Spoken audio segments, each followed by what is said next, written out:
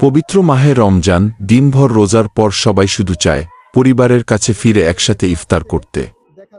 আর তাই হাজারো মানুষ ছুটে যাচ্ছে ঢাকার মতিঝিল থেকে উত্তরা, দিয়াবাড়িগামী মেট্রো রেলে।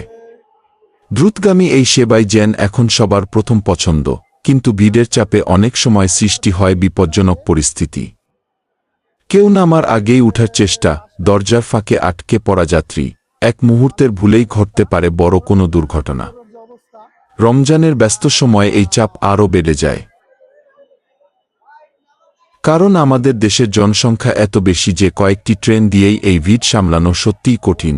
তবুও এই মেট্রো রেল আমাদের সময় বাঁচায়, পথ সহজ করে দেয়, আর শহরকে এগিয়ে নিচ্ছে আধুনিকতার পথে। তাই অনুরোধ, সবাই একটু ধৈর্য ধরুন, আগে নামতে দিন, নিরাপদ দূরত্ব বজায় রাখুন। রমজান শুধু ইবাদতের নয়, ধৈর্য। সকল যাত্রীকে জানাই সালাম ও শুভেচ্ছা। নিরাপদে বাসায় ফিরুন, পরিবার নিয়ে শান্তিতে ইফতার করুন। রমজান মোবারক।